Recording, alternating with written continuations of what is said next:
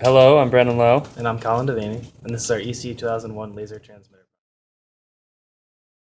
We decided to have our microphone circuit over here, our audio circuit over here, and it gets gained separately into a summing circuit. Our bias T is here. We have our voltage divider, and then it goes off towards the laser here.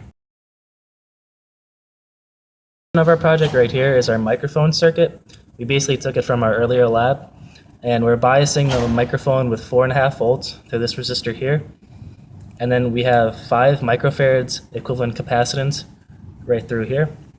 And then if you move it over a little bit, we're going to be amplifying it using an op amp with a gain of 100.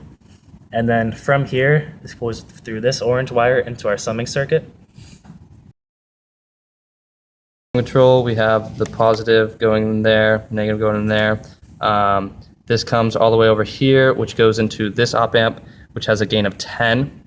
After the gain, it comes all the way over here and meets up with the microphone circuit to our summing circuit. Here is our op amp that's going to be doing the adding together of our signals. So in these 2 wires is the input from the MP3 player and the microphone. We're using these 3 capacitors here to reduce noise and static that we don't want to hear. And then our gain right down here is just about 1. We found that the best to reduce noise and have a clear signal. We have our capacitor here, which cuts out any DC voltage from the summing, and it only allows the AC portion to pass. This AC portion is then biased in our bias T for the baseline to power the laser. We have it coming from 9 volts.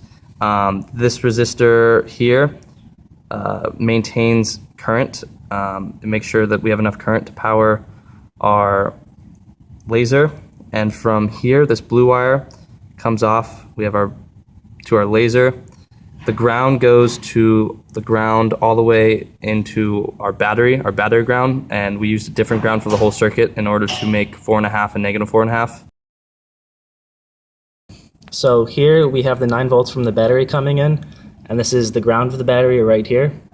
We're basically dividing the 9 volts into 2 to get 4.5, but we're grounding right here at 4.5, so that we're going to have positive 4.5 right here, and negative 4.5 down here. And we're going to be able to use this in our op amps to get the voltage we need. We have our photo cell that comes in here.